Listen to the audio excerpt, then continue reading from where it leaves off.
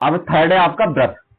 अब कोई भी सर्किल जो होता है वो भी 2D डायमेंशन होता है। ये जितनी आकृति चल रही है आपकी, मैंने कौन कौन सी पढ़ाई थी आपको, स्क्वायर, ठीक है, रेक्टेंगुलर और सर्किल, ये सारी की सारी जो आकृति है आपकी कैसी है, 2D डायमेंशन में। सर्किल में क्या होगा, एक पूरी तरह से गोला।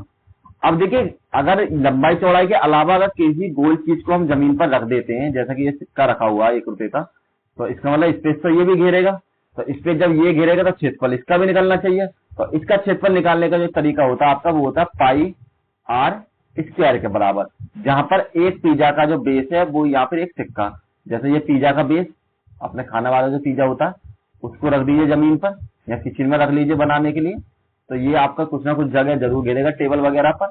और उसी तरीके से ये सिक्का को अगर आप जमीन पर गिर जाता है आपका सिक्का, तो वो भी आपका स्पेस जरूर घेरेगा। और इसी तरीके से एरिया निकाल सकते हैं इसका। हमेशा ये आपका रेडियस होता, जिसे हिंदी में हम त्रिज्या बोल देते हैं, ठीक। और इसका जो क्षेत्रफल होता है वो पाई आर की पावर 2 के बराबर आपका हो जाता है। क्यों? क्योंकि ये जो लंबाई और चौड़ाई घेरता है वो इस तरीके से घेरता है, ठीक है। तो इसमें भी 2 साइड आपकी हो जाती है, और जिसमें आर का स्क्वायर यहाँ पर कर सकते हैं नेक्स्ट में। और हाँ, एक चीज और रहेगी इसमें, जो पाई का मान है आप अगर लगाएं तो पाई की 2 वैल्यू होती है आपके पास। एक तो 22/7 होती है, एक आपकी पाई बराबर होती है 3.14।